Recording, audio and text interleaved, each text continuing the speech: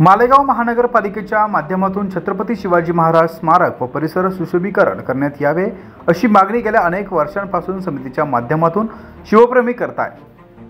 आम्ही मालेगावकर विधायक संघर्ष समितीच्या माध्यमातून ही मागणी अनेक दिवसांपासून आहे, मात्र अनेक वर्षांपासून समितीच्या माध्यमातून शिवप्रेमी ही मागणी करत असून आज तक सुशोभीकरण झाले नसून त्या विरोधात समितीच्या वतीने शिवतीर्थ या ठिकाणी दुसऱ्यांदा आंदोलन करण्यात आलं। मालेगाव महानगरपालिकेच्या माध्यमातून पालकमंत्री नामदार दादा भुसे यांच्या हस्ते 19 फेब्रुवारी 2022 व दिनांक 11 एप्रिल 2023 यावेळी शिवतीर्थ परिसराच्या सुशोभीकरणासाठी भूमिपूजन सोहळा संपन्न झाला आहे।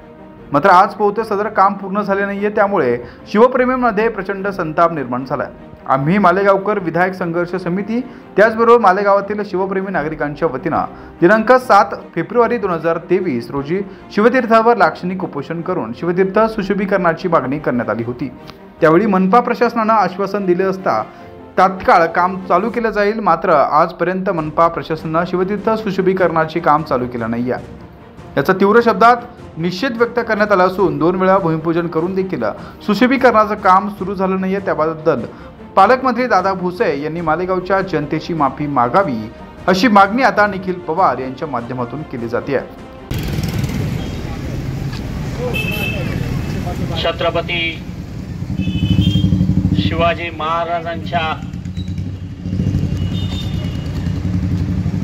पवित्र स्मारकावरून प्रथमतः सर्व महामानवांना विनम्र अभिवादन करतो।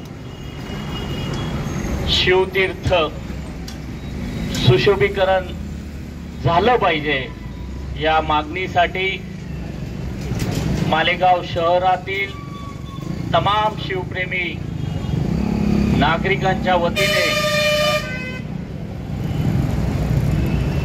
या ठिकाणी धरणे आंदोलन सुरू करण्यात आलेलं आहे। या धरणे आंदोलनात मालेगाव शहरातील विविध सामाजिक संघटना व तमाम शिवप्रेमी नागरिक उपस्थित झालेत। त्या सर्वांचं समितीच्या वतीने प्रथमतः अभिनंदन व्यक्त करतो। शिवतीर्थ इतिहासाला साजेस आणि नाशिक जिल्ह्याला भूषवावं ठरेल। जागर जनस्थानसाठी अमीन शेख, मालेगाव।